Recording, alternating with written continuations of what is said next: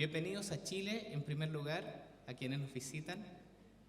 Un país con más de 105.000 kilómetros cuadrados, que tiene más de 4.000 kilómetros de costa, que cuenta con algunas de las maravillas naturales más relevantes del mundo: glaciares, desiertos, montañas.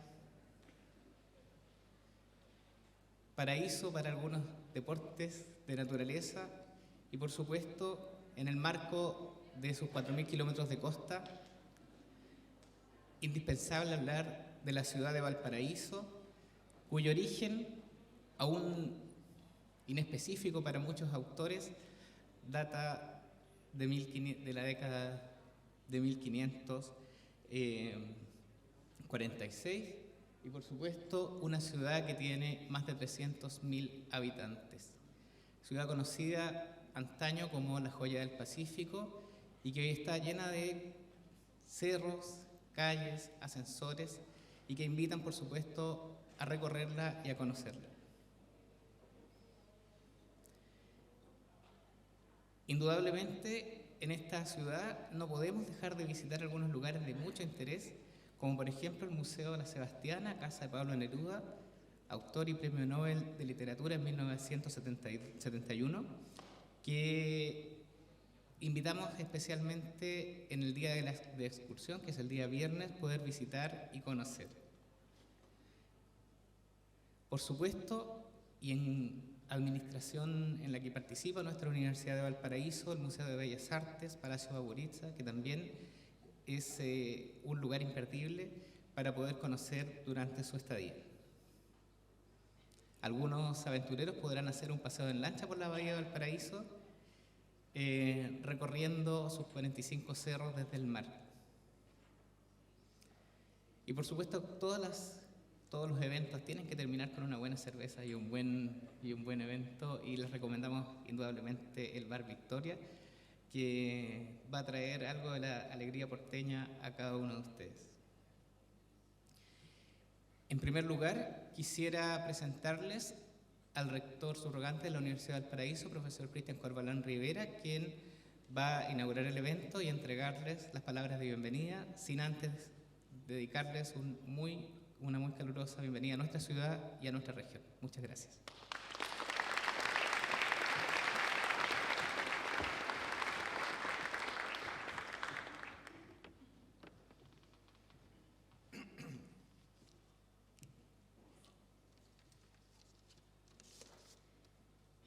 Muy buenos días a todos y a todas. Ya Jaime les ha dado la más cordial bienvenida.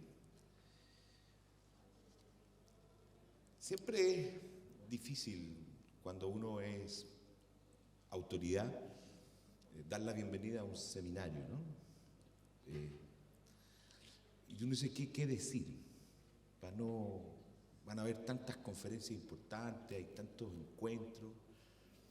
Y lo primero que quería decir, y creo que es lo más relevante de lo que pasa hoy, es que cuando las universidades del Estado se ponen de acuerdo, cuando las universidades del Estado son capaces de ocupar de manera conjunta las estrategias y las oportunidades de la política pública, surgen estos espacios. Cuando a uno le toca estar en los lugares de a veces discusión sobre, en el plan de fortalecimiento, cómo dejábamos posibilidades de encuentros en red, cuáles eran las redes que debía tener el país, cuáles son las áreas que debe tener el país.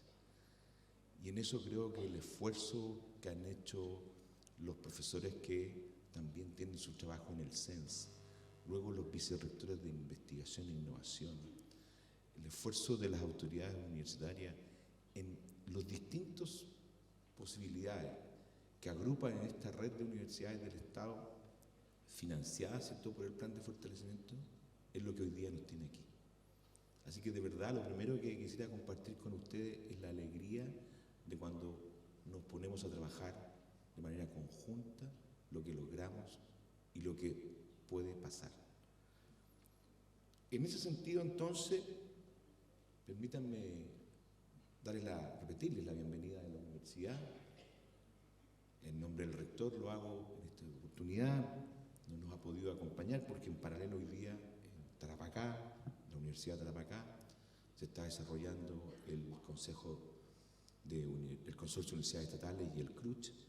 Por lo tanto, también están la mayoría de los rectores allá y nos podía acompañar. Y entonces, en esta reflexión pensaba, ¿por qué para la universidad puede ser importante y para las universidades puede ser importante este esfuerzo? Yo creo que hay dos cosas que para nuestra universidad y creo que para las universidades del Estado son relevantes y le dan sentido a lo que estamos haciendo. Hay dos valores que nos mueven fundamentalmente en esta área en la que ustedes están y en general en lo que queremos hacer. Uno, creemos que mantener una política de encuentros, una política de asociación, una política de colaboración, una política de innovación, una política, si ustedes quieren, también de extensión, de difusión, de divulgación, en última instancia tiene que ver porque todos los que estamos aquí creemos profundamente en la libertad. Y creemos entonces que este es un espacio de libertad. Y en la creación hay libertad. Y eso es lo que garantiza probablemente a quienes hemos decidido dedicarnos a la academia, que aquí hay un punto y un encuentro en la libertad. Pero además, para las universidades, sobre todo para las universidades públicas, esa libertad va jugada con otro valor. Va jugada con el valor de la responsabilidad. La responsabilidad, que quiere decir en lo que ustedes hoy día están trabajando, que es alcanzar mejores condiciones. Este encuentro lo que efectivamente busca es la responsabilidad de esas mejores condiciones. Pero una de las grandes características de la responsabilidad de las universidades tiene que ver con que la reflexión de la libertad y la responsabilidad está con lo que es posible hoy, pero que también es sostenible y sustentable mañana. La solución de los problemas de hoy a costa del mañana sabemos que es irresponsable y atenta contra la libertad. Y por eso es que el desafío es tan interesante y por eso es que el encuentro que ustedes están llevando a cabo es muy prometedor. Y permítanme entonces aquí, un poco ocupando, ¿cierto?, la figura de Prometeo, esperamos salir desencadenados de aquí. Desencadenados, ¿cierto? Desencadenados con la fuerza de la ciencia, desencadenados con la fuerza de la transformación tecnológica, pero también como Prometeos que van a hacer preocuparse de que efectivamente eso no traiga efectivamente muchos desastres. Siempre el problema de los dioses era cuando se soltaba Prometeo, tenía toda la alegría, toda la fuerza, pero también traía algunos desastres. Entonces la preocupación, y eso es lo que nos lleva a esta idea de la libertad y la idea de la responsabilidad, es que lo que hacemos también los universitarios en este proceso, y creo que es parte de lo que hace la red, tiene que ver con ser capaces también de ponernos cierta discusión en el contexto ético en el que estamos, de esa responsabilidad que tenemos con el presente, pero que también está con el futuro. Y en esto que tiene que ver con el futuro, tres ideas de lo que ustedes más van a conversar, van a trabajar, y efectivamente lo que nos ha llevado. Hay una triada bien interesante que hemos venido dándonos cuenta. No voy a hablar de las hélices, sino de una cosa más simple. La innovación, la colaboración y la adaptación. A veces pareciera que estos elementos son como modernos, como que los hemos descubierto recientemente. Pero si nosotros no hubiéramos tenido esta relación a la historia de la humanidad, probablemente no existiríamos. De hecho, muchos de los que están aquí efectivamente trabajan en áreas de investigación de larga data y dirán toda la transformación genética que ha sido posible en la experiencia de la existencia humana. Y eso tiene que ver con la adaptación, tiene que ver con procesos de innovación, tiene que ver también con la colaboración. Por lo tanto, creemos que lo que sigue en ese sentido también es muy relevante de que esta triada siga siendo fundamental. También tiene que ver con la posibilidad de la prosperidad, con esa prosperidad anhelada, ¿no?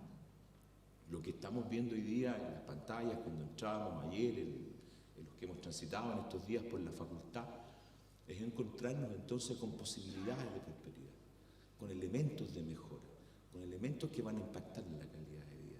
Y eso tiene que ver con la innovación, la colaboración, la adaptación. Pero también tiene que ver, y la reflexión más importante con la que nos vamos a ir es, y esperamos ustedes, ¿cierto?, con lo que tiene que ver con el futuro, con cómo efectivamente ponemos todas estas ideas en ese futuro que significa hacernos del hoy, pero también significa pensar el mañana. Y por eso es que es tan importante entonces volver a pensar de que estos encuentros tienen esa importancia. Y por eso es que cuando uno al final de haber estado en el diseño de estos proyectos desde el instrumento de la política pública, luego verlos en personas concretas en nuestra universidad, en el caso nuestro, en el vicerrector de investigación, Sebastián San Martín, en César, que está por ahí tantas veces hablando de esto, hoy día lo vemos en concreto. Y por último, creo que cuando pensaba y decía, hay una frase que me hizo mucho sentido permítanme la doble expresión, ¿no?, del sentido del encuentro, ¿no? Hay una frase de Víctor Frank que dice: el éxito, como la felicidad, no se puede buscar y debe surgir. Y esto solo puede suceder como consecuencia no buscada de nuestra dedicación a una causa superior a nosotros. Y creo que ustedes están dedicados a una causa superior a la que cada uno es. Muchas gracias y mucho éxito.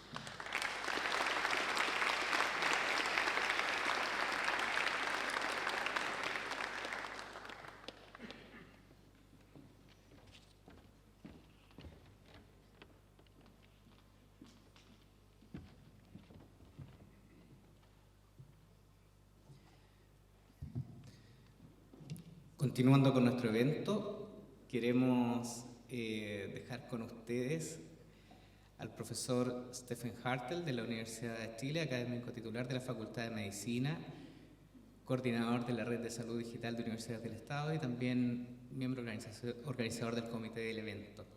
En este evento, que hoy día cumple su tercer día, pero en el cual está programada la inauguración, hemos tenido eventos de Conectatón, Datatón, Emprendetón, y continuarán hoy día talleres, workshops, análisis y por supuesto también reuniones de la Red de Salud Digital de Universidades del Estado en el marco, como ya señalaba nuestro rector subrogante, de la integración de las universidades a los diferentes sectores.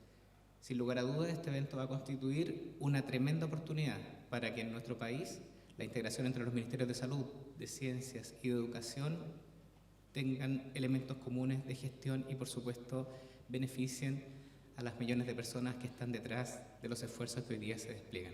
Profesor Hartel, muchas gracias por acompañarnos.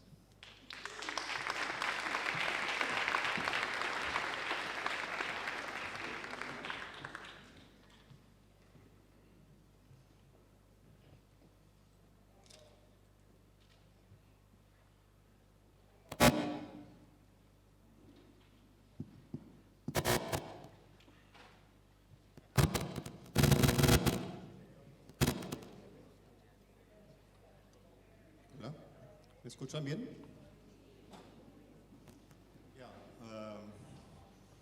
Impresionante los números de personas que veo, así que muchas gracias por venir.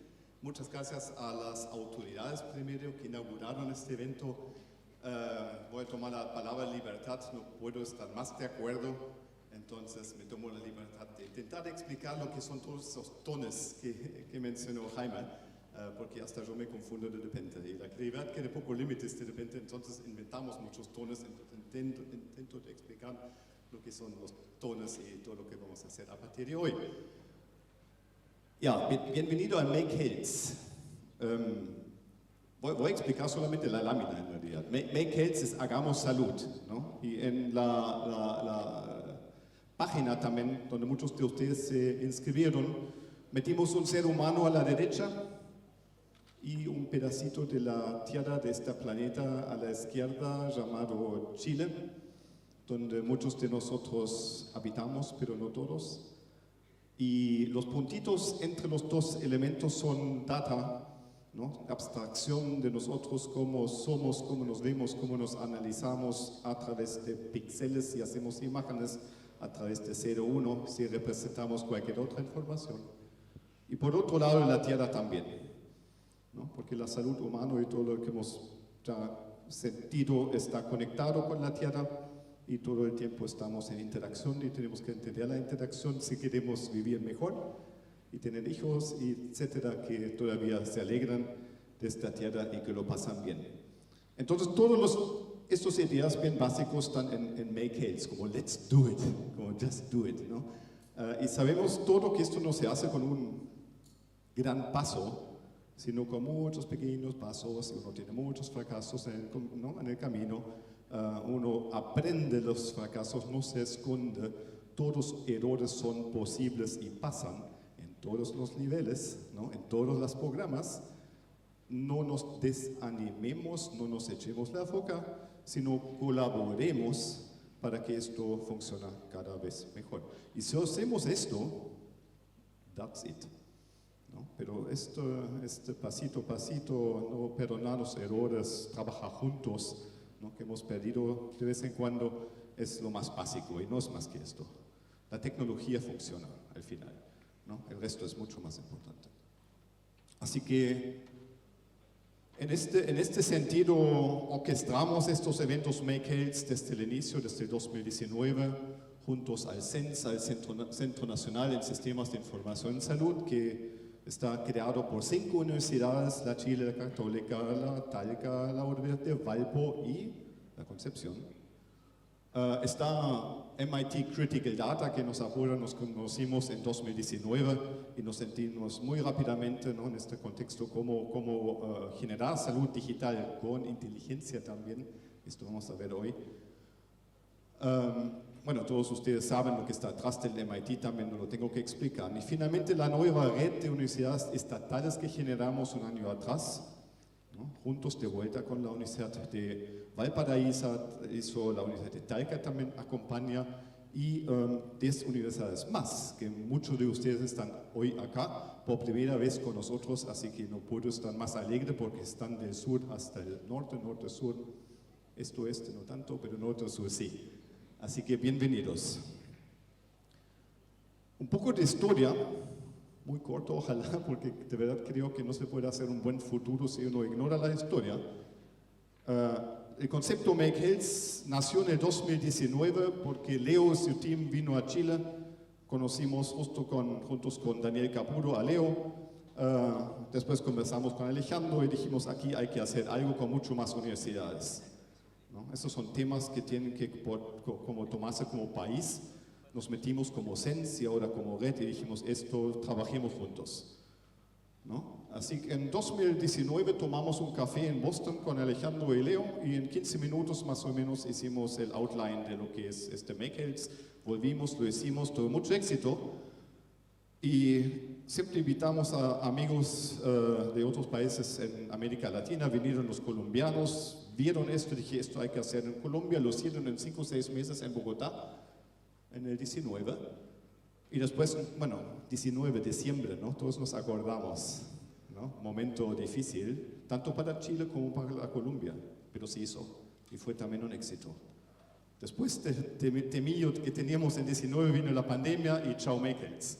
No queríamos hacerlo en forma digital, porque nosotros queremos que las personas se encuentran y que se vean y que conversan y que tengan al final una buena cerveza, pero entre medio trabajan duro. Ya, entonces otras veces los amigos colombianos se tiraron en Medellín, dijimos, mira, en 2022, ahora agosto lo hagamos, dije, wow, ¿no? Como qué valor, lo hicieron muy bien. Entonces dije, ya, esto tiene que continuar. Valpo se ofreció, muchas gracias Valpo, hay que hacerlo en regiones, eso también dijimos, tenemos que salir de las capitales. Entonces aquí estamos ahora, enero 2023, aquí, así como hagámoslo, ¿no? Let's do it. Y bueno, vamos a ver qué pasa. No voy a decir lo que pasa porque el viernes vamos a hablar de lo que pasó. Ya, y ya lo que me llena de alegría, México y Argentina se anotaron.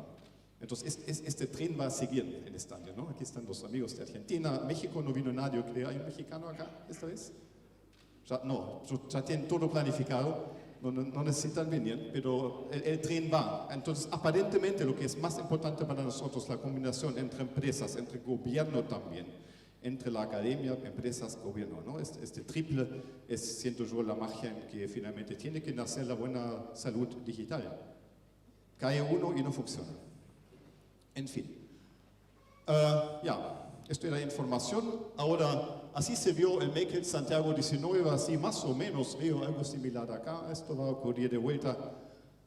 Pósteres, workshops, charlas, presentaciones, discusiones. Después en Bogotá 19, lo mismo, ¿no? 500 personas más o menos en Santiago, en Bogotá. Después viene la pausa. En Bogotá hicimos la Datathon también, no la hicimos en Santiago en el inicio, hicimos solamente workshops. Medellín 2022, un sueño muy lindo de todos los aspectos, también un programa potente. Volvimos con Datathon. Y eso es Valparaíso 2023. Y no estoy seguro lo que está en mis slides, porque veo gente con HL7, banderas chilenas, Snap, Conectaton, no entiendo nada.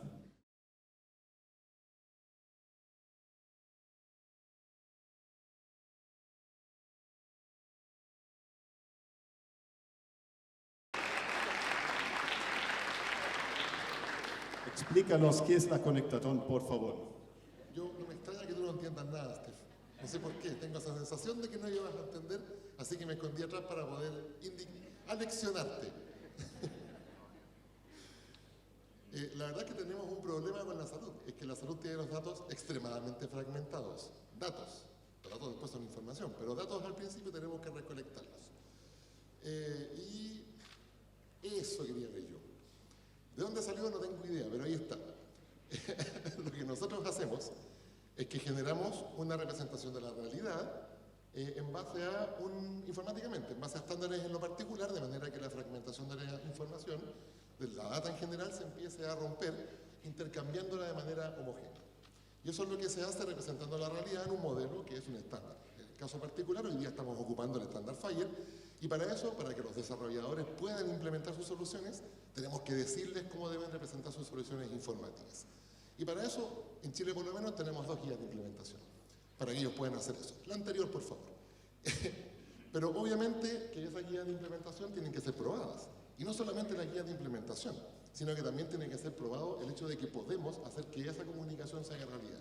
O sea que tenemos que probar las guías y tenemos que probar que los habilitantes para que se haga interoperabilidad, o sea, intercambio de datos homogéneo, se pueda desarrollar. Y para eso hacemos una conectación. Precisamente esa es la idea, que la gente se junte y pruebe que las guías funcionen, que pueda intercambiar información, si lo sabías. Si lo sabías. Y finalmente podamos hacer interoperabilidad. ¿Qué fue lo que hicimos ayer y antes de ayer? Nos pusimos de acuerdo, pero no te acordabas.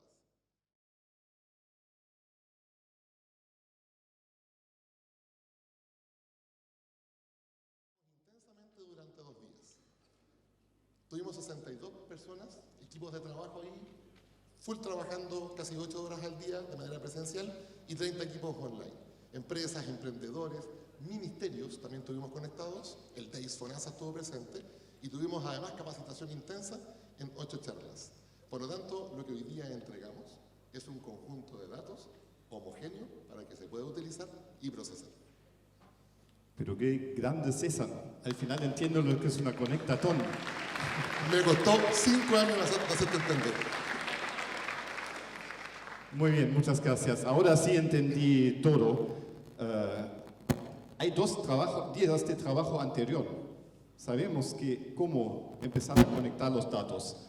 Y ahora viene Make Health, la segunda parte de la Semana de Salud Digital en Valparaíso.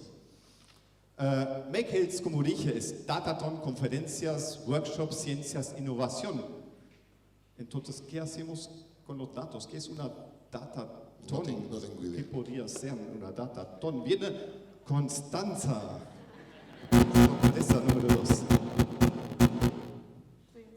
Ahí sí, hola. Bueno, mi nombre es Constanza, soy organizadora de la Datathon, pero Pero antes de hablar de la datatón, tengo un par de preguntas para César, porque ya sabemos que hubo una César viene a la conectatón. universidad hace harto rato. No, pero vamos a hacer una evaluación ahora, porque necesitamos saber un par de cosas. Me imagino que ustedes en la conectatón trabajaron con datos, obviamente, pero ¿esos datos seguían algún tipo de calidad? No sé. No, sí. Sí, la verdad es que una de las gracias de interoperar es hacer uso de estándares. Y por lo tanto, cuando tú haces el uso de un estándar, tienes regulada la forma como esa comunicación tiene que ser. Obviamente que no podemos regular la forma como la información es obtenida desde la fuente, pero por lo menos desde el momento en que se transa, nosotros estamos convencidos de que esta viene con buena calidad porque el estándar preocupa de que efectivamente sigan ciertas normas y reglas. Así que Entonces ustedes son tienen datos de calidad. Muy bien, perfecto. Vamos a tener datos muy buenos Créanme. para la datatón, así que todo bien. Pero entonces tenemos estandarización dentro del proceso del procesamiento de los datos. Así es, los datos están estandarizados, hasta incluso están estandarizados en algo que es súper importante, pero que tenemos como meta en la próxima conectatón datatón, y es estandarizar también el lenguaje, la forma como esos datos se expresan. Porque hasta ahora eso nosotros hemos trabajado, pero tenemos que hacerlo mucho más fuerte, no solamente a nivel de nuestro evento, sino que también a nivel país. Perfecto. Y una última pregunta antes de seguir con la datatón. ¿Cómo se disponibilizan esos datos? Porque ustedes los trabajaron, no sé, cada uno en su computadora, en la nube, no sé, pero ¿cómo los disponibilizamos para la datatón?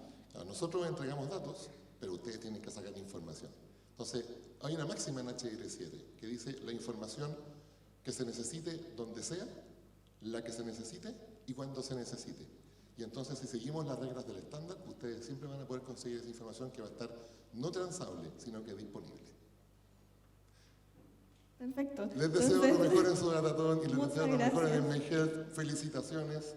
Así que les entrego ahora los datos para que ustedes trabajen y los conviertan en información. Muchísimas gracias, César. ¿El profesor pasó la prueba o no? Sí, pasó Muy la bien. prueba. Y los participantes de la datatón pueden estar tranquilos que van a tener muy buenos datos para trabajar, así que vamos a estar bien. Creo que hago interferencia. Bueno, ahora sí les puedo contar acerca de la datatón. Vamos a contar con aproximadamente 125 participantes, los cuales provienen tanto del mundo privado, público, y también tenemos estudiantes de pregrado, posgrado, y también emprendedores. Y también trabajadores independientes, y están distribuidos más o menos como pueden ver en el gráfico a su izquierda, donde vemos que la mayor proporción de los participantes son trabajadores del mundo público y privado, seguido de los estudiantes de pregrado y posgrado, que también tienen una proporción más o menos importante. Y algo súper interesante es que vamos a formar grupos interdisciplinarios o multidisciplinarios, ya que tenemos personas tanto del mundo de la ingeniería y de las ciencias exactas, como también personas del área de salud y otras. También tenemos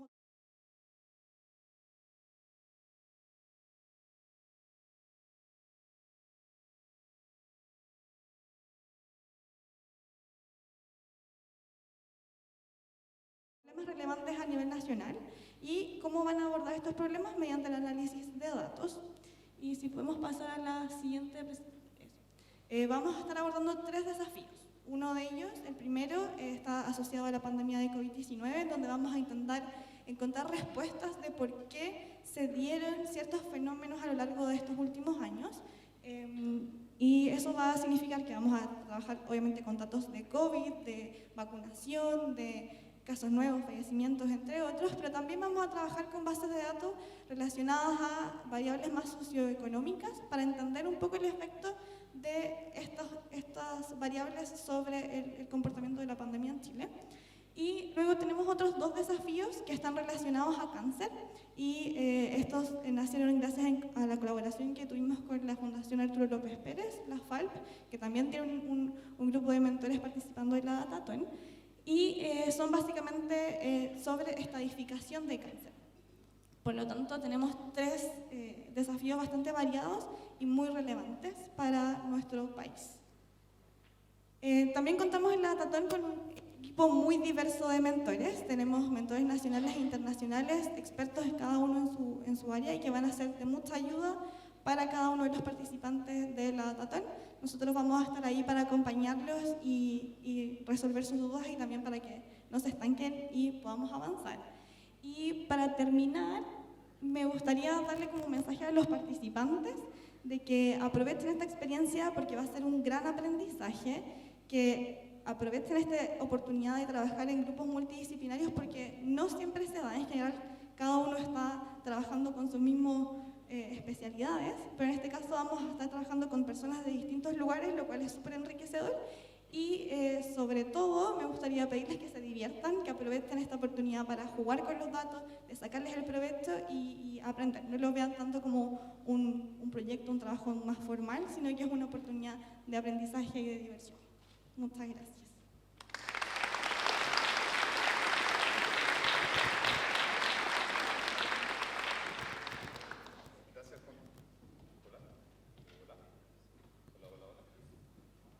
Hola, ahora sí. Ya, gracias Constanza por explicarnos la Dataton. Estamos ahora todos informados, ¿no? Ninguna duda con Conectaton, Dataton y por qué la comunicación entre los dos mundos es importante. Un par de números para cerrar ya. Me alegro mucho que tenemos como 335 tickets el día de hoy como vendidos o pasados. En la Dataton hay 125 participantes. Después del coffee break ya la gente de la Dataton, voy a cambiar el micrófono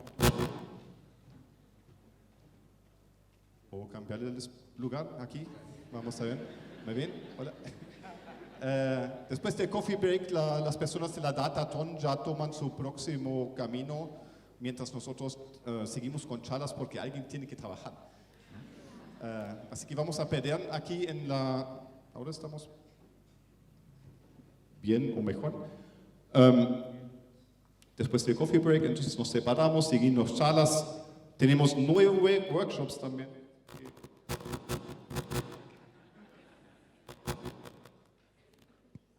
Hola. 9 workshops también. Una emprendetón que hoy no vamos a explicar, sino el viernes vamos a escuchar lo que es la emprendetón. Gracias por organizar también. Conferencias, paneles, postas afuera con premios el viernes y innovación. Tenemos más que mañana. Y el término de la innovación es algo que se explica de muchas formas también, ¿no? Está usado en muchas facetas y no sabía cómo explicarlo, de hecho, pero... Así que yo me voy a tomar ahora el escenario. Alejandra. Esto no estaba preparado. Para nada. Bien, hola, ¿cómo están? Creo que me han visto a mí y a Renato Pino, que no sé si está por ahí, CEO de Snap o está afuera, pero me han visto en múltiples videos impulsando el Día de la Innovación, que es el día de mañana, ¿no? Porque la innovación es la transferencia de valor a los distintos usuarios y mañana hemos preparado un día muy especial porque tenemos distintas actividades para generar un networking, ¿ya?, entre los actores del ecosistema, ¿no? Tenemos industria, academia y prestadores de salud con la finalidad, ¿no?, que conversemos, dialoguemos, veamos cuáles son los desafíos que tienen instituciones de salud y cuáles son las posibles soluciones. Entonces tenemos 3 grandes actividades mañana. La primera es el lanzamiento de la convocatoria abierta del programa Juégatela por la Innovación que estamos impulsando junto a ProSalud. 10 instituciones de salud vienen a presentar sus desafíos y vi ahí algunas caras en la mañana que ya habían llegado. Tenemos acá al Hospital de Melipilla, por ahí vi al Hospital de Higueras también, así que ya están llegando desde distintas regiones a presentar sus desafíos. Y luego vamos a tener por la tarde una sesión de speed dating. ¿Qué significa eso? Son citas muy breves, ¿ya?, tipo Tinder, ¿ya?, en las cuales van a estar entonces escuchando atentamente los proveedores y prestadores los distintos desafíos y a través de una plataforma ellos van a decir entonces, ok, quiero una reunión muy breve de 5 minutos con este prestador, y de esa forma vamos a ir generando estas instancias para que sepan, ¿no?, qué se está desarrollando a la vanguardia de lo que está ocurriendo hoy en el mundo.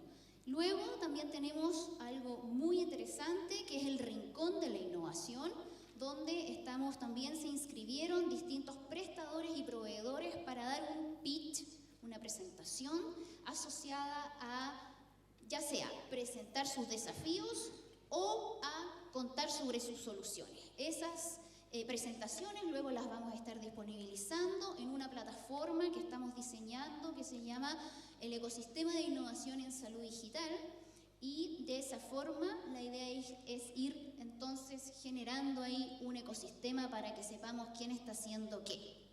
También tenemos distintas charlas asociadas a actores que habilitan un ecosistema en salud, ¿no? Cómo distintos actores han colaborado para generar un propósito común con un impacto en una institución en salud. Así que no se lo pueden perder, los invitamos cordialmente. Renato creo que debe estar afuera porque está full preparando ahí todo el audio para poder hacer estas distintas grabaciones. Quien quiera hacer su pitch, cordialmente invitado a que se inscriba, porque después estaremos entonces difundiéndolo en todas las redes para poder masificar todo lo que estamos haciendo acá. Así que gracias, no se lo pierdan. Muchas gracias, Alejandra. Lleno de sorpresas esta mañana.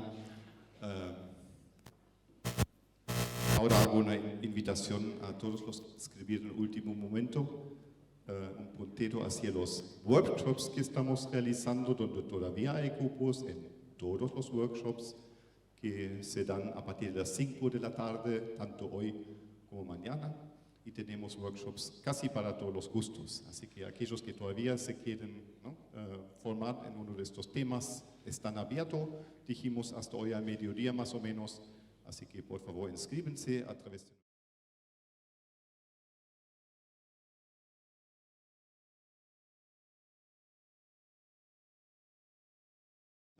Atrás de este evento, a todos los auspiciadores, porque sin ellos no tendríamos tanto coffee breaks que vamos a tener a partir de la primera sesión, y patrocinantes también, y es claramente el evento que hicimos con más logos jamás en nuestra pequeña corta historia.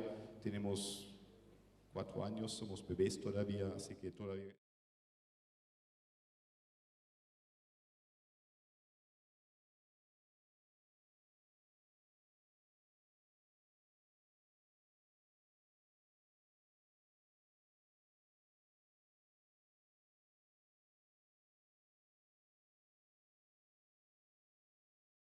Eventos como este, como ven, director clínico del Laboratorio de Tecnología Computacional del MIT, profesor asociado en la Escuela de Medicina de Harvard y médico intensivista, ¿no? Trabaja mucho en terreno todavía con el paciente, en un medical center, Beth Israel Diaconess Medical Center, you will pronounce that better.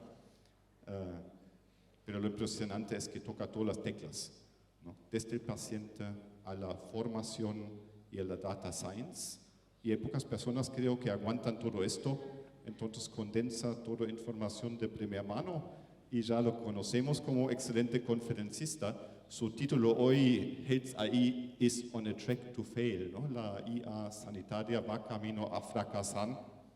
Vamos a ver qué nos cuenta y vamos a tener un tiempo para preguntas de ustedes también y respuestas. Así que muchas gracias, Leo, por venir. La cancha es tuya.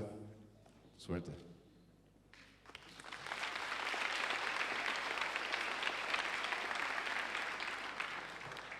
Thank you, Stefan.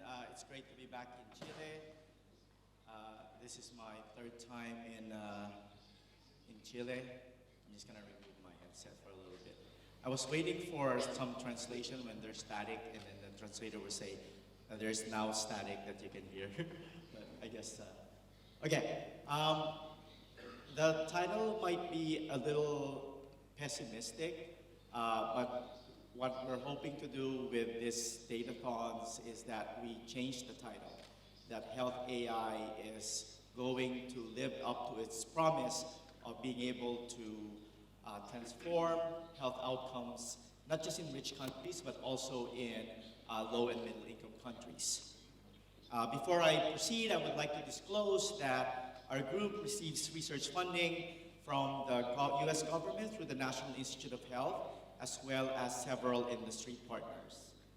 And I'm going to start with just a description of the group that I represent. It's called MIT Critical Data. It's a global consortium of healthcare practitioners, data scientists, engineers, social scientists whose goal is to put data and learning at the front and center of healthcare.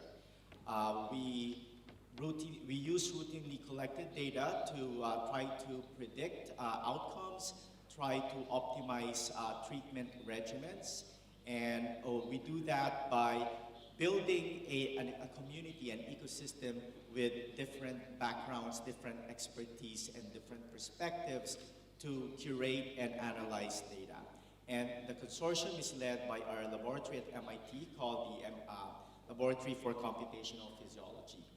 And these are our flagship projects. For the last decade, we have been developing data sets from electronic health records and other data sources. We de-identify them and we make them available to researchers around the world. So our most popular database is called MIMIC. It stands for Medical Information Mart for Intensive Care, and we have close to 50,000 users who are helping us analyze and clean up the data. And these are all shared. The codes and the queries that have been employed for a project are shared with the rest of the research community so that no one has to start from scratch. There are codes and queries that you can reuse if you're interested in understanding, for example, patients who come into the intensive care unit with sepsis or a severe infection. And I think that is truly our biggest contribution, is that we create this collaborative ecosystem, teams that are helping each other, students that are helping each other analyze the data. The most interesting and fun part of what we do is organizing this datathon. And in the datathon, we interface people with different backgrounds. Those who understand healthcare with those who understand machine learning, computer vision, natural language processing. And on real time, they perform curation and analysis of the data. And this is our main pipeline in producing research. So we have one datathon every month. This is going to be our first one in Chile. We had one in Colombia last August. And then for this year, we are going to Brazil in April. We're going to Mexico in November, and then at the end of, in October, and at the end of November, we will be in Argentina. So we have this initiative called Make Health Latam, and the idea there is we connect the dots. We bring people who are all interested in leveraging data, leveraging artificial intelligence, to share their tools, to share their lessons learned, their best practices, so no one, as I said, is trying to do this in isolation. This is a photo from Colombia. We were in Medellin last August, and some of the organizers of the Colombia Datathon, as well as the upcoming Argentina and Brazil Datathons, are actually here in the audience. They will be mentors for the Datathon, so we hope that we will see some Chileans come to Sao Paulo in April, come to Mexico City in October, and then come to Buenos Aires in November. Okay, this to me is the biggest hype of 2022. This headline said that 2022 was the year that AI finally started living up to its hype. And I thought that this headline is actually a hype. So it's a hype of a hype. Let me go through some of the stories that came out in 2022 of why they're saying that finally AI is delivering its promises. So in, I believe this was in April, when DALL-E 2 was released. It creates images from text prompts, and it uses a technology called latent diffusion, and it became very popular. And then in July of 2022, DeepMind said that they have an AI that can predict the structure of any protein that is linked with a sequenced genome. What they did was to predict all the different structures of the protein, and they made that available to the research community through the European Bioinformatics Institute in a European laboratory, molecular biology lab, so that researchers from around the world can use this protein shapes for their research in medicine as well as biological science. In August, Stability AI and CompVist released Stable Diffusion. It's very similar to DALI, except that this was released as an open source project, complete with the code source as well as checkpoint files.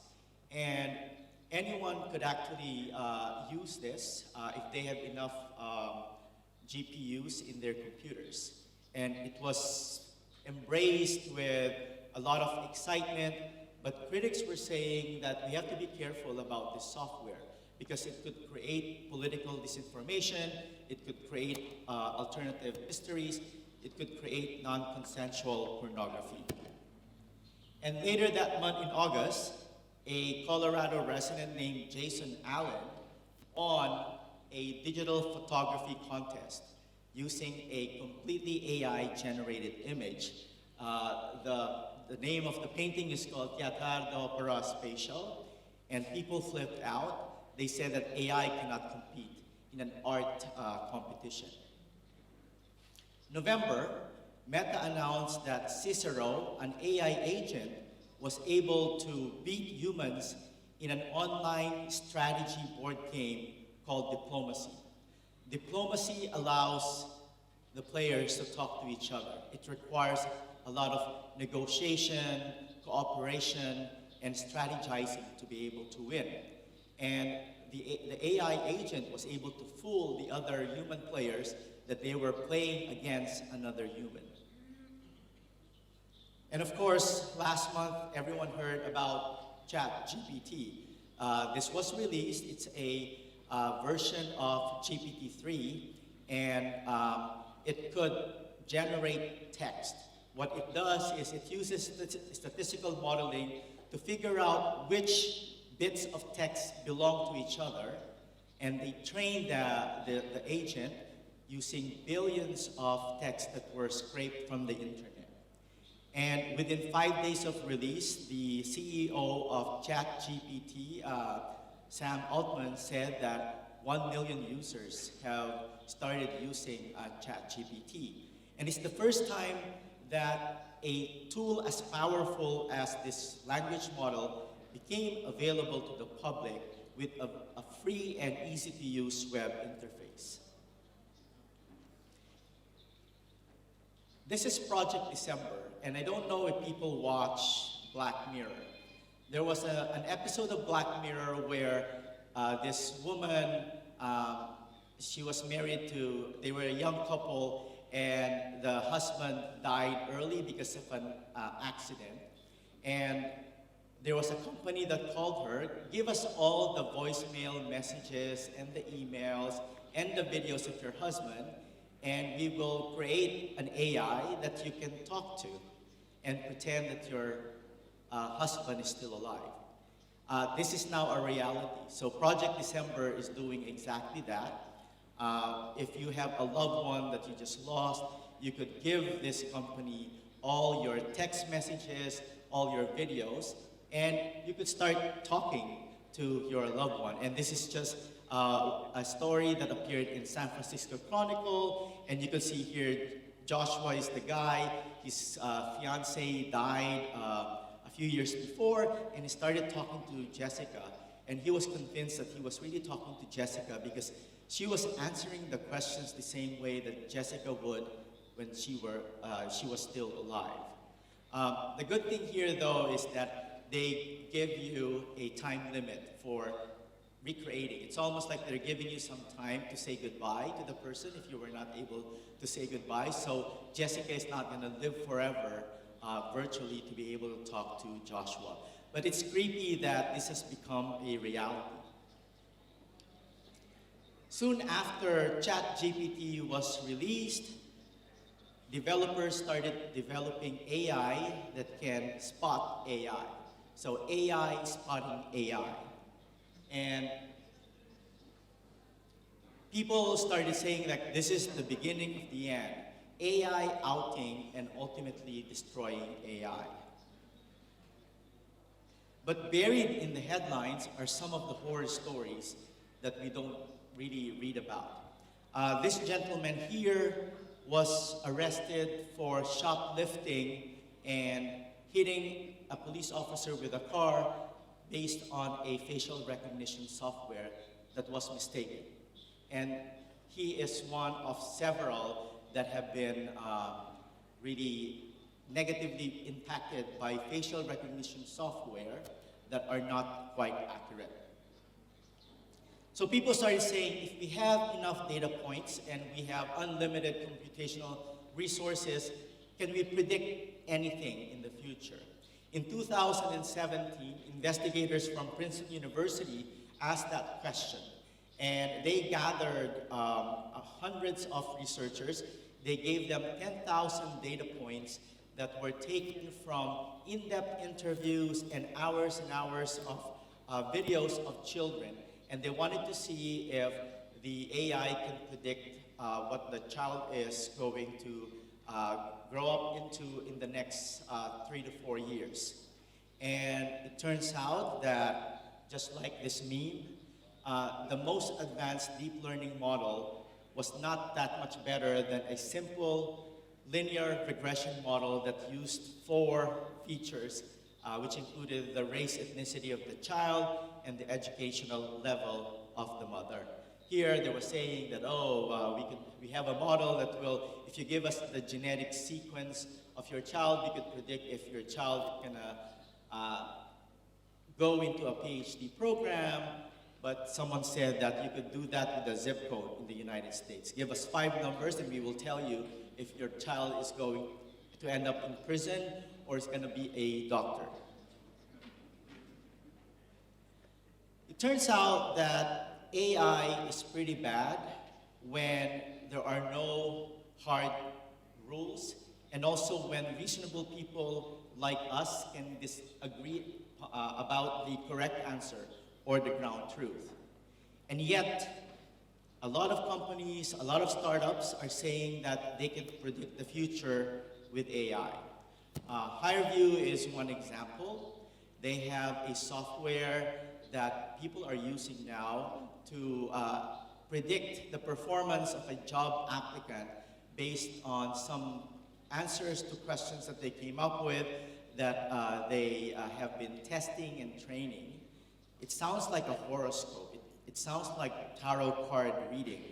And yet, this particular software is affecting the lives of millions of people who are trying to apply for a job. They are being given a score of how likely they will be successful in that particular job.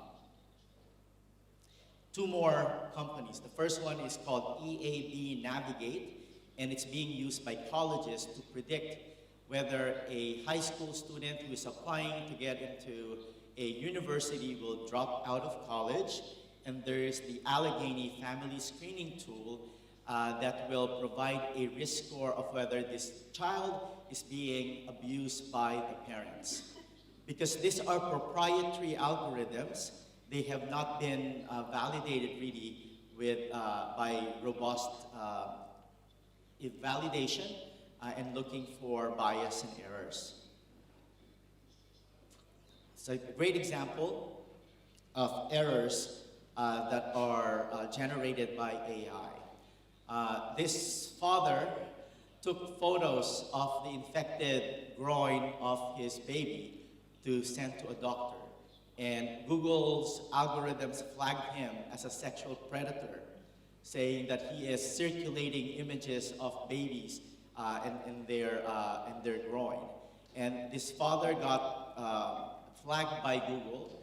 They reported him to the police, and the father in turn lost decades worth of emails and contacts as a result of that. And it was a mistake by AI.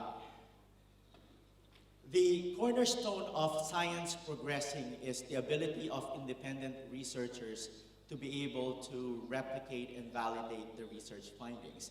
And AI is doing such a poor job in being able to do that. For example, the paper above wrote that of 400 papers that were published in the top AI conferences, including NeurIPS and IEEE and AAAI, none of them describe the methodologies in enough detail so that a third party, another team, is able to vet whatever they're claiming in their paper. And that leads to errors in the adoption of AI. The paper below came from Princeton University and said that there are unacceptable rates of error when AI is deployed in 17 fields. And they think that this is actually an underestimation. And we don't hear about that too. All we hear about is the ChatGPT and the DALL-E, and you read about the poems and the essays that are being written by AI. What about healthcare? This is one of cringe-worthy headlines that you read week after week. AI may be as effective, if perhaps even better, than medical specialists in diagnosing a disease. Is it possible that healthcare is different from other fields when it comes to delivering its promises? The short answer is no, and this is a good proof of that. During the pandemic, there were 415 papers that leverage existing data sets and the most powerful computational resources that can supposedly help make decisions during COVID. And none of them made it into clinical use. A lot of them, or most of them, were methodologically flawed, and we did not really help. We did not get a lot of help when it comes to caring for patients with COVID during the pandemic. These are two examples of algorithms that were deployed during the pandemic. It came from Epic. The first one, hello? Hello. Can you hear me?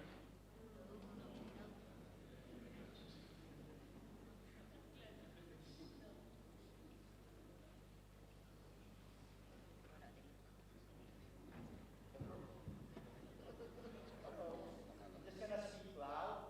Can you hear me? So the first one tried to predict which patients will have clinical deterioration so that they can give the nurses and the doctors a heads up. It's called the Clinical Deterioration Index. And the second one is supposed to predict which patients had sepsis that were missed by clinicians. So sepsis is a serious infection.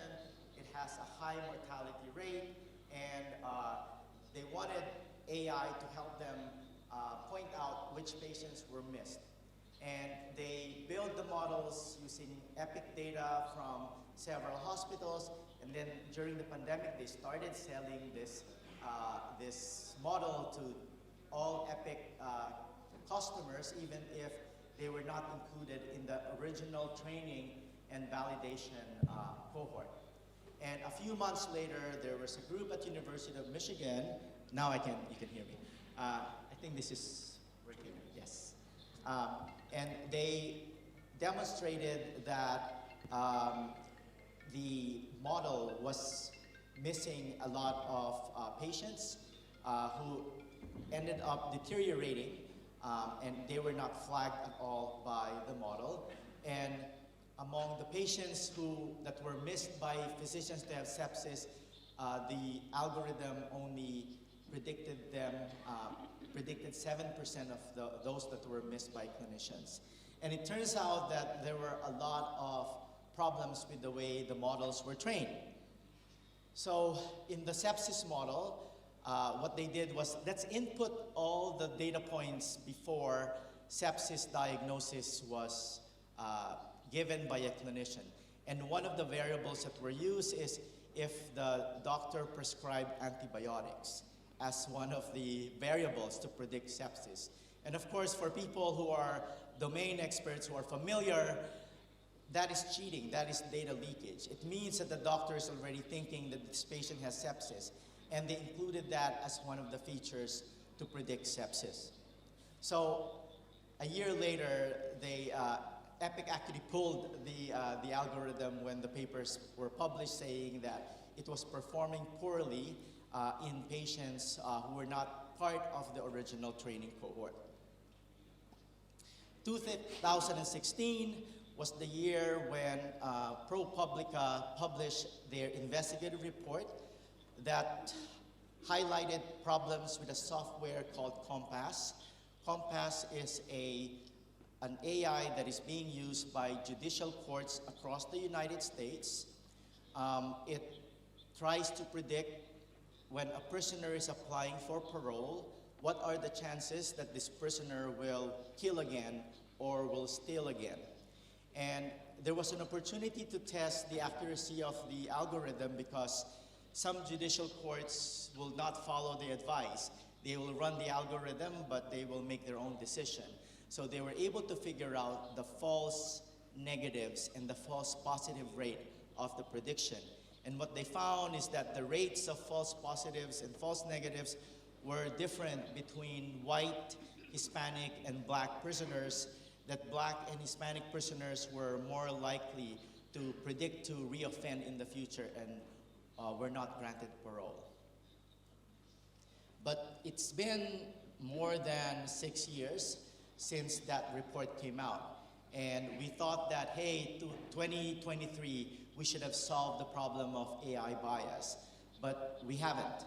And this is what we've learned in the last 6 to 7 years, that even if you have representation of all the different populations in your database, that does not guarantee that your algorithm is going to be fair. We also became more self-critical. If you're in the medical research area, over the last few years, there are more and more reports that demonstrate that our understanding of health and disease, those lectures that we listen to in physiology, in pathophysiology, mechanistic models of diseases, are probably laced with bias. They're primarily observations of white male patients in rich countries. And perhaps our understanding of diabetes is very incomplete, that diabetes behaves differently depending on which country you're from. We also discovered or rediscovered that there's a lot of subjectivity in the way we're making decisions, in the way we're choosing patients who will receive chemotherapy, who will be undergoing surgery. And then one of the biggest news in the last few years is the fact that a lot of the technology that we're using in clinics and hospitals turned out to be not well designed for other populations. The best example, which I will discuss later, is the pulse oximetry. So pulse oximeters are devices that approximate the amount of oxygen in your bloodstream. It's non-invasive, it's used in operating rooms, in emergency rooms. A lot of us, probably like me, bought a pulse oximeter at home during the pandemic. I wasn't aware that the pulse oximeter that I bought probably is overestimating the amount of oxygen. And there was a paper that showed that this probably killed a lot of people during the pandemic because they were falsely assured that they are oxygenating fine when in fact they were already hypoxemic. They did not have enough oxygen in their bloodstream. So when we build a model to try to predict an outcome, to try to optimize an outcome, the assumption is that similar people with similar features will receive similar treatment, and then now you could find out what the outcome would be. You could predict whether that patient is going to live or die. But it turns out that that assumption is wrong. These are two papers from our group, and what we discovered is that if you have sepsis and you go to a hospital in the United States, your probability of surviving is not just dependent on your vital signs or your laboratory test. It's very much dependent on which hospital you go to, because your outcome is going to vary depending on whether that is an academic institution. Even though they're using the same antibiotics, they're using the same technology, the outcomes are very heterogeneous across different hospitals. These are papers showing that if you're a woman and your doctor is a woman, your outcome from surgery is better as compared to if you had gone to a male surgeon. So the concordance in the sex and the race of the patient and the provider also influences the outcomes. So what happens now when you start building models using this type of data? What if all the surgeons in a hospital are all males? What would happen to your prediction model? And I'm pretty sure it will be very different depending on whether there are some women among the surgeons.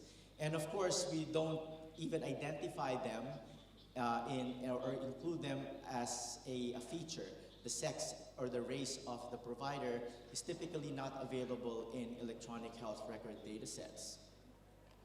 This is an excellent experiment. I just read this past week, actually.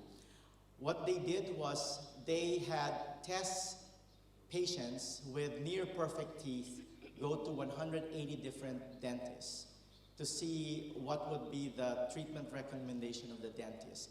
And the 180 patients were assigned a social demographic feature. So they said, like, you are gonna pretend that you're a rich person with such and such, 10 minutes? Oh, okay. I'm gonna have to maybe cut most of the part. And it turns out that the rate of overtreatment, so a dentist suggesting whether the person needs a filling, it depends a lot on whether the person is rich or poor. And we thought that, oh, the rich people are the ones who are gonna get a lot of recommendation for some dental work, but it turns out it's the opposite. It's the poor people who will be referred for to see an oral surgeon or to have a tooth filled or to have a crown implanted. And then the technology bias that I mentioned earlier, this paper came from our group, and what we found is that we were giving patients of color less oxygen compared to what they really needed, because we were falsely assured by a pulse oximeter that was saying that this patient has enough oxygenation. And this is a paper that we are going to publish very soon, just summarizing all the technology bias that we find in electronic health records. Okay, maybe I'm gonna finish up with this three experiments. The first one was also from our group, and what we learned is that the computers could figure out a lot of sensitive attributes, even if you don't provide that to the computer. So in this particular paper, we demonstrated that computers have the ability to tell whether you're white, black, or Hispanic based on your medical images, your chest x-ray, your ultrasound, your MRI. This paper here showed that the picture of the back of the eye, the computers can tell if that belongs to a man or a woman. This is the most interesting part, where computers could tell you if you're rich or poor based on a normal chest x-ray. So they trained the chest x-rays, they're all negative, no findings, and the investigators actually controlled it also for which hospital, and the computers could figure out if that person is rich or poor, maybe based on the bones, maybe based on the joints. So, ergo, I mean, so what? What if computers can tell them, can learn whether you're gay or straight, whether you're rich or poor, whether you're white or Hispanic or black? I'm not going to go on with the story because we don't have any time, but Clever Hands is just a story of how this particular horse was able to tell you the correct answer. They thought that it could perform calculation, but it turns out it was sensing the heartbeat of the people around him, and he could tell that 2 + 2 is 4 because everyone gets excited when the teacher would point to 4, and it wasn't really performing the calculation.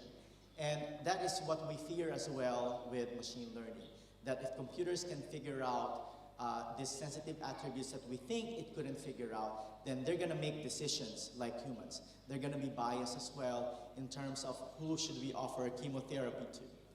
And there's a lot of problems that I have presented to you.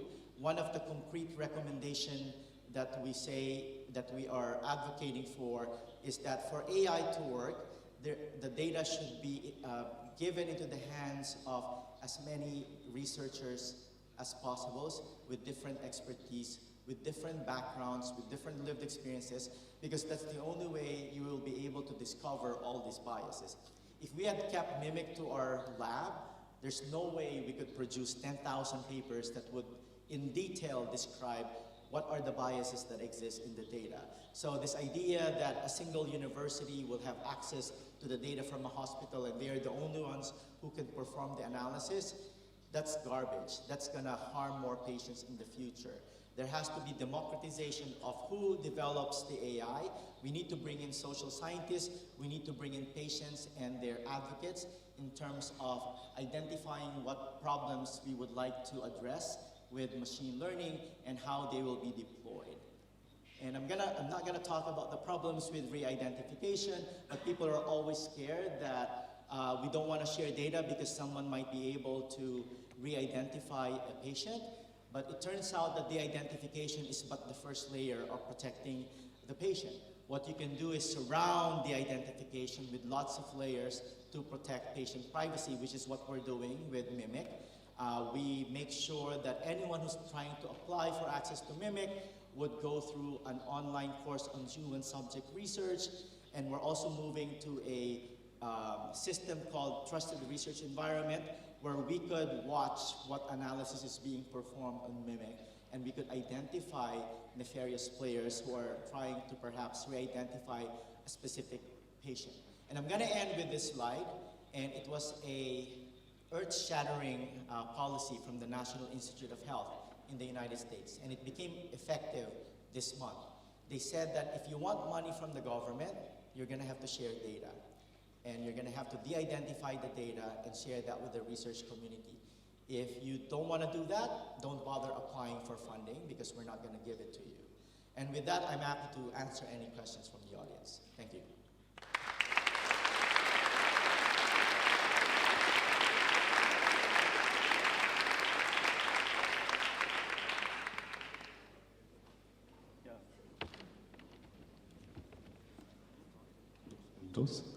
Yeah, thank you very much, Leo.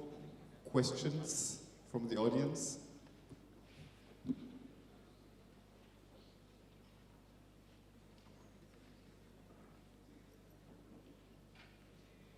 There's a question from the audience. Where are the microphone runners?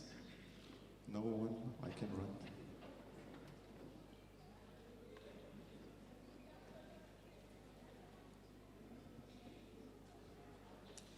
Hola, mi nombre es Hernán, muchas gracias por la conferencia, estuvo muy interesante. Y la pregunta que quería hacer era, ¿no será que hay también una cuestión epistemológica en el resultado del error, en la predicción? Porque todo el enfrentamiento de querer aprehender la realidad viene desde una perspectiva súper cuantitativa, súper positivista, si uno quisiera. Y quizás desde las ciencias sociales también hay claves que se pueden utilizar para comprender cualitativamente los fenómenos de la realidad, no solo en términos de, ¿no es cierto?, variables cuantificables, que quizás da un poquito de mayor paralelismo con lo que vemos en la realidad. Quizás, por ejemplo, todo lo que se está viendo ahí como necesidad de identificar variables sociales también puede ser entendido desde la interseccionalidad, que hoy día es una cuestión bien potente en las ciencias sociales, y no sé si hay una reflexión respecto de eso. Yes, so the question is, can we fix the problems by using social variables? for improving prediction, improving optimization? And the quick answer is no, because the way we're evaluating model performance is accuracy, which means that we're happy with what's happening now, because you're trying to see, did the AI get it right? Did the patient really die? And if we use the real world data as our ground truth, then AI will keep predicting that this poor person is gonna die, so don't bother giving chemotherapy or admitting the patient to the intensive care unit. So there's a fundamental flaw of using real world data as ground truth, because ground truth is not fair. So the question is, can we tweak the ground truth? Can we use the AI to come up with a prediction if the world were fair? And the answer is it's not that easy. But you mentioned a very good point. We need to bring in the social scientists. Right now, all the machine learning papers in healthcare, the vast majority of them do not involve social scientists at all. Like in our group, we try to recruit anthropologists and sociologists because this is not a machine learning problem. If it were, then it would have been easy. Then AI would have fixed transportation to education to healthcare. But it's not. There's so much societal bias there. And if all we're interested in is we could predict the future, well, the future is not bright because the present is not bright. So somehow we need to come up with a way so that we could actually fix the future. Because if we cannot do that, if we're only going to legitimize all the inequities that we're seeing now, then we're doomed. I don't think we'll achieve much with the use of AI. So adding the social variables will explain why the prediction is this versus that, but it's not gonna fix the prediction. It's still gonna say that the person is gonna die and there will be a self-fulfilling prophecy that, of course, the patient is gonna die because AI predicted that the patient is gonna die. But we need to somehow try to change the data so that the ground truth that we're using for validating AI is a bit more fair, a bit more objective. Thank you, Leo, for your presentation, for sharing your knowledge. I would like to understand better how health providers are adopting this innovation, how the health work is changing about this. Because it's so difficult to, when you see this, and then to translate into the real world, regulations, paying mechanisms, etc. How do you see it? So the good news is that there's very little AI that is used in the bedside in the United States, and of course for the rest of the world. And that's good news to us, because I think that we would have killed a lot of patients if we had really promoted the way venture capitalists and angel investors are promoting AI. Those VC and angel investors don't give a fuck about bias. They're investing billions of dollars. They're pushing for AI to be used at the front lines of care. And all we're saying is you have to slow down, because if we're not careful, we're gonna see bad outcomes as we are seeing now. But the good news is it's not happening yet. There are people like us who are outing AI, saying that, hey, you're actually providing biased decisions. And if we're not careful, we're gonna be scaling this and we're gonna be affecting more patients. So the good news too is we're having this discussion right now. That to me brings a glimmer of hope that we will engage brilliant minds among the audience in trying to fix the problem.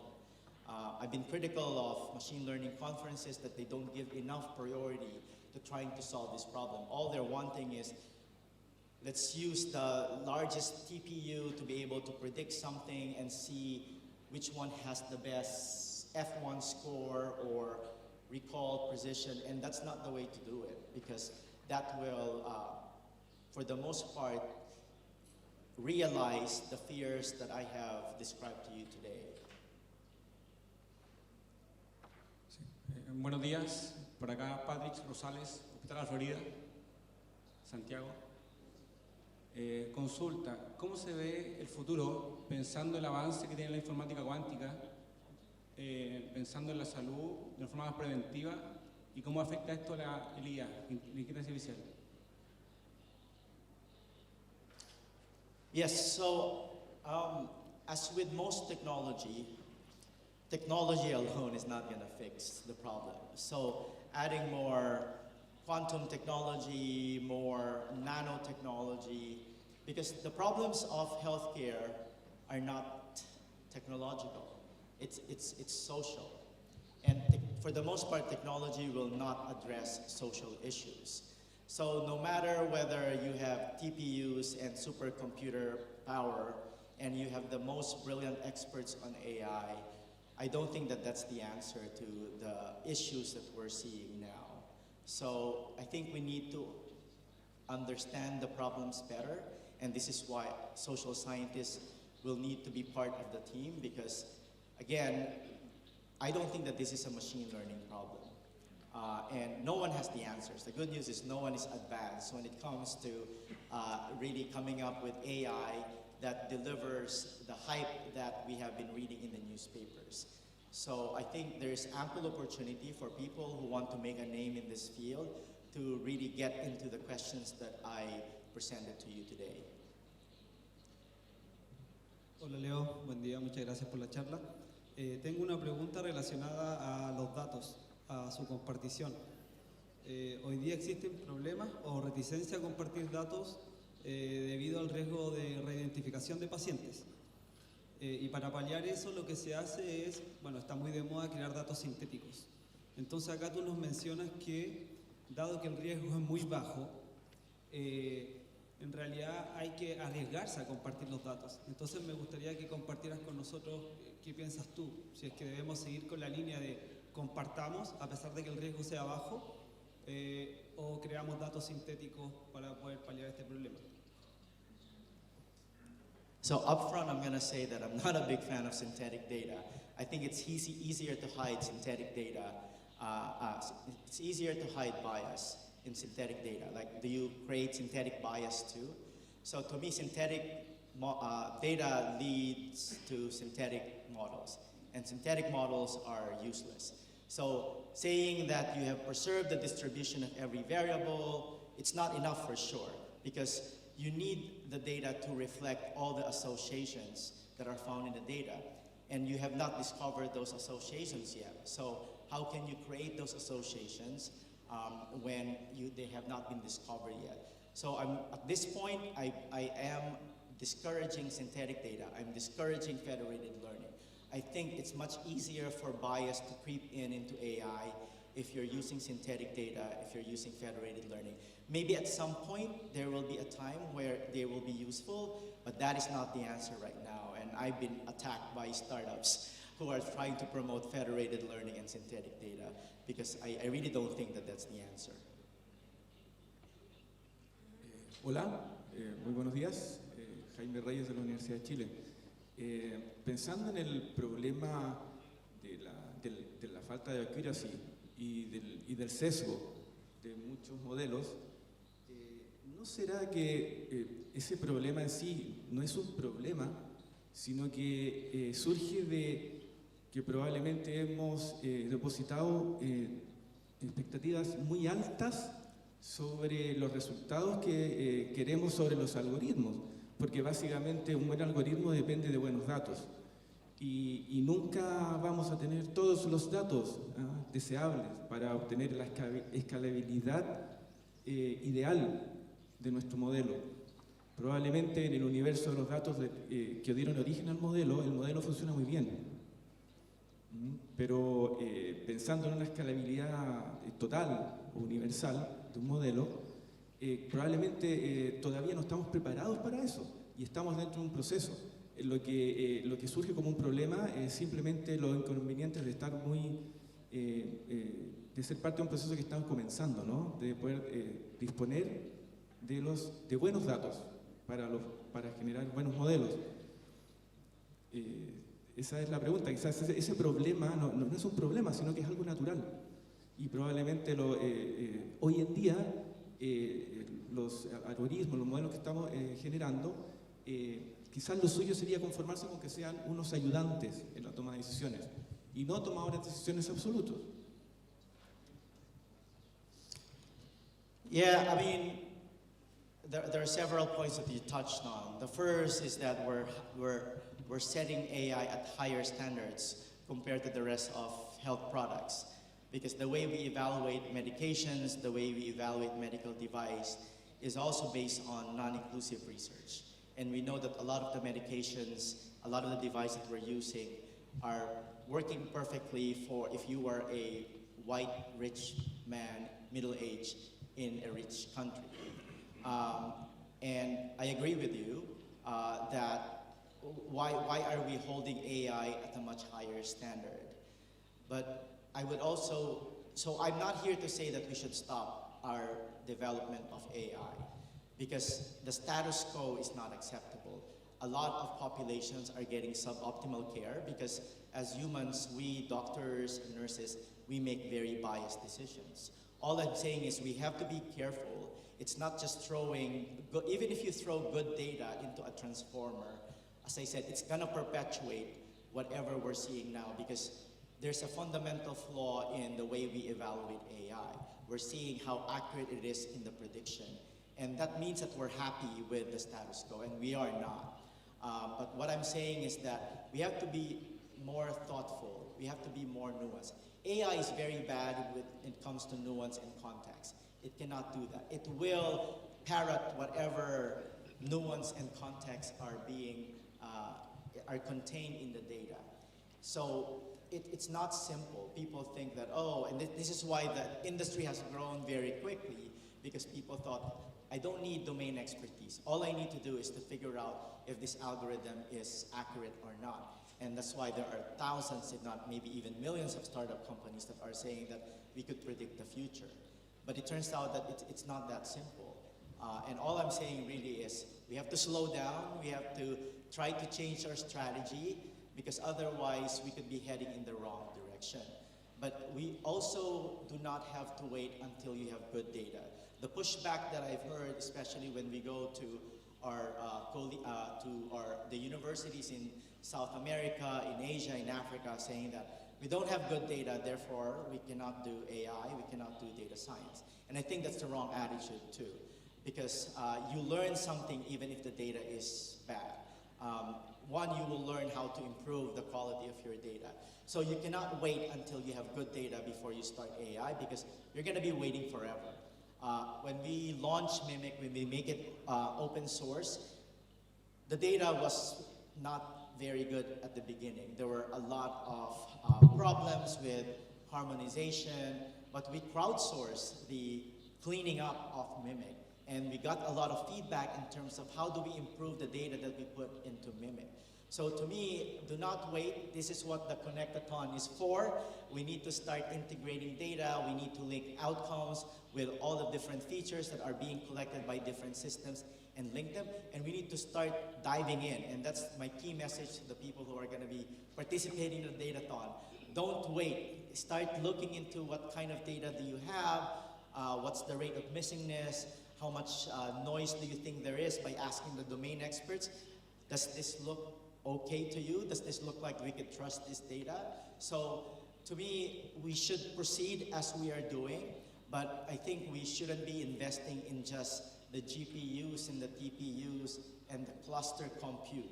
We should be investing in trying to understand how bad the data is and how we could fix it so that we could provide better care delivery that is equitable to all the Chileans and not just benefiting some of the more privileged people in this country. Yeah, thank you very much, Leo. I couldn't agree more with you.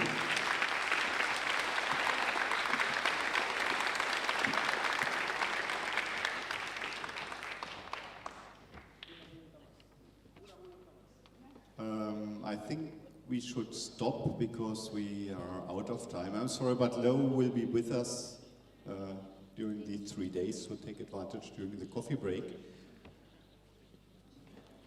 Yeah, there's still a lot to do, so let's go and work. That's the good news. No? I didn't see really a bad news in what Leo was telling. It's stuff that happens. If you think how many years have we dealing with AI, it's not too many. No? And if we put that in scale, how humans learn, no, and how slow we are to develop, I mean, where are we? Childhood? Puberty? I don't know, but not really adults, no? So a lot of things to do, so let's do it. No? Let's have a picture at the cambio al español mejor, ¿no? Okay, estoy bien. Yeah, switch to Spain. Yeah, vamos a tomar una foto de todos en la terraza arriba en el segundo piso, tercer piso, gracias. Y después el coffee, y vamos a cortar la pausa un poco porque empezamos tarde y no podemos irnos al infinito. Vamos a volver acá a las, no la gente de la Datatón, van a trabajar, a las 11:40 para hacer la pausa 15 minutos más corto y así ganamos 15 minutos, pero ahora por favor todos a la terraza y muchas gracias a todos.